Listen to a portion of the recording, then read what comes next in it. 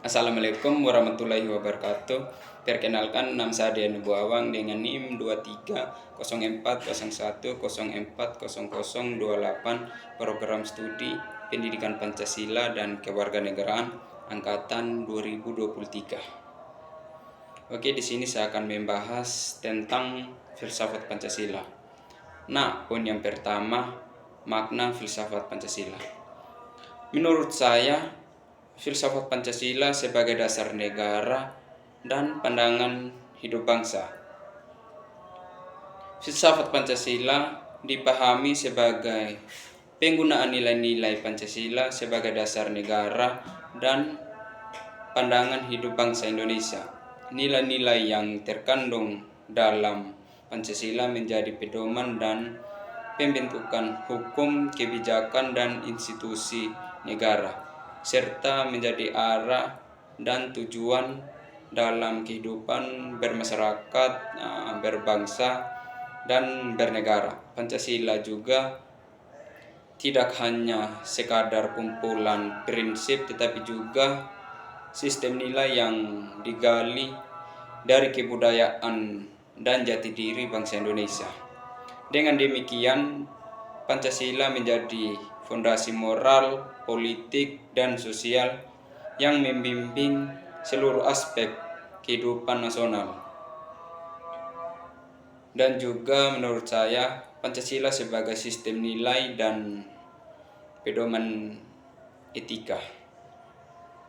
Filsafat Pancasila juga bermakna sebagai sistem nilai yang berakar dari kebudayaan bangsa Indonesia yang dijadikan pedoman etika dan moral dalam kehidupan sehari-hari. Setiap sila dalam Pancasila mengandung nilai luhur yang diterapkan oleh masyarakat Indonesia sebagai panduan bersikap, bertingkah laku. Poin yang kedua, pemikiran Muhammad Yamin di sidang BPUPKI. Nah, menurut saya, penekanan pada identitas bangsa dan sistem pemerintahan yang dimana Muhammad Yamin menegaskan bahwa Indonesia merdeka harus didasarkan pada peradaban bangsa Indonesia sendiri, bukan meniru susunan dari negara lain. Dan juga ia mengusulkan bentuk negara kesatuan dan sistem pemerintahan republik yang dimana kepala negara dipilih melalui musyawarah dan bertanggung jawab pada majelis musyawarah. Nah, pemikiran ini menunjukkan komitmen Yamin terhadap identitas nasional dan demokrasi musyawarah. Nah, meskipun dalam praktiknya beberapa gagasan Yamin masih menuai perdebatan terkait keaslian dan konsistensi dokumen tertulis yang diajukan pada sidang tersebut. Dan juga rumusan 5 sila yang diajukan Yamin sangat mirip dengan Pancasila yang diresmikan. Namun urutan dan sistematiknya berbeda. Hal ini menimbulkan perdebatan apakah Soekarno yang meniru gagasan Yamin atau sebaliknya Yamin yang meniru gagasan Soekarno, serta menimbulkan keraguan terhadap klaim Yamin sebagai pengusul utama Pancasila. Mungkin begitu dari poin yang kedua, dan saya lanjut ke poin yang ketiga. Poin yang ketiga itu pemikiran Prof. Supomo di sidang BPUPKI. Menurut saya, konsep negara integralistik yang diajukan Supomo cenderung yang mengabaikan hak-hak individu dan lebih menekankan pada kesatuan negara secara menyeluruh. Hal ini bisa berpotensi mengekang kebebasan individu dalam suatu negara atau dalam negara Indonesia itu sendiri. Pemikiran Supomo tentang hubungan negara dan agama juga menimbulkan perdebatan karena tidak secara langsung memisahkan atau menyatukan keduanya, sehingga menimbulkan multi multitafsir dalam penerapan di Indonesia yang plural. Mungkin seperti itu di poin yang ketiga, dan saya lanjut di poin yang keempat. Poin yang keempat tentang pemikiran Soekarno di sidang BPUPKI.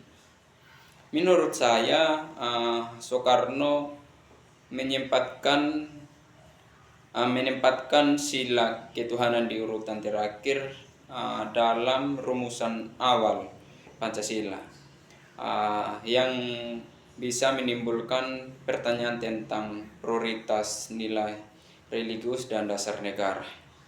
Dan juga ada anggapan bahwa rumusan Pancasila oleh Soekarno merupakan hasil pengembangan atau bahkan penyesuaian dari usulan-usulan sebelumnya, sehingga originalitas gagasannya masih sering diperdebatkan. Nah, poin yang kelima, siapa pemikiran perempuan dalam sidang BPUPKI. Nah, salah satu pemikiran perempuan dalam sidang BPUPKI adalah Maria Ulfa Santoso, yang dikenal sebagai anggota BPUPKI dan aktif memperjuangkan hak-hak perempuan dalam proses perumusan dasar negara. Poin yang keenam, apa sumbangan pemikiran perempuan dalam sidang BPUPKI?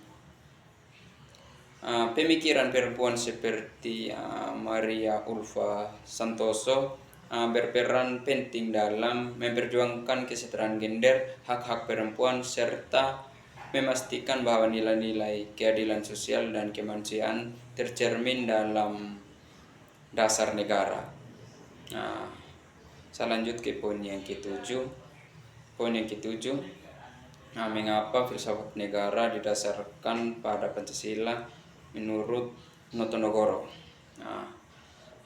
Menurut Notonegoro menegaskan bahwa Pancasila adalah sumber dari segala sumber hukum di Indonesia, sehingga filsafat negara harus didasarkan pada Pancasila untuk menjaga kepribadian dan identitas negara. Dan juga Pancasila mengandung nilai-nilai yang paling bijaksana, adil, dan tepat bagi bangsa Indonesia, sehingga menjadi dasar yang kokoh bagi penyelenggaraan negara dan kehidupan bermasyarakat. Mungkin itu di poin yang ketujuh. Saya lanjut ke poin yang terakhir, kaitan warga negara dengan filsafat negara dalam mewujudkan cita-cita NKRI. Filsafat negara yang berlandaskan Pancasila menuntut setiap warga negara untuk menjunjung tinggi nilai-nilai persatuan, keadilan, dan kemanusiaan demi terwujudnya cita-cita nasional seperti yang tercantum dalam pembukaan UU 1945, yaitu melindungi segenap bangsa, menunjukkan kesejahteraan umum, mencerdaskan kehidupan bangsa, dan yang terakhir ikut melaksanakan ketertiban dunia. Dan juga warga negara memiliki peran aktif dalam mengimplementasikan nilai-nilai Pancasila dalam kehidupan sehari-hari, sehingga terciptanya masyarakat yang adil, makmur, beradab sesuai dengan tujuan negara. Saya dapat menyimpulkan bahwa pemahaman terhadap filsafat Pancasila sangat penting untuk membentuk dasar negara yang kokoh dan berkarakter di Indonesia. Melalui analisis kritis terhadap pemikiran tokoh-tokoh seperti Muhammad Yamin, Supomo, Soekarno dalam sidang BPUPKI, kita dapat memahami dinamika dan perdebatan dalam perumusan dasar-dasar negara, dan juga selain itu peran pemikiran perempuan seperti Maria Ulfa Suntoso juga berkontribusi dalam memperjuangkan nilai-nilai keadilan dan kesetaraan dalam proses tersebut. Dan juga filsafat negara yang didasarkan pada Pancasila sebagaimana ditegaskan oleh Notonegoro menjadi sumber nilai dan norma dalam kehidupan berbangsa dan bernegara. Mungkin itu saja yang bisa saya sampaikan. Saya akhiri. Wassalamualaikum warahmatullahi wabarakatuh.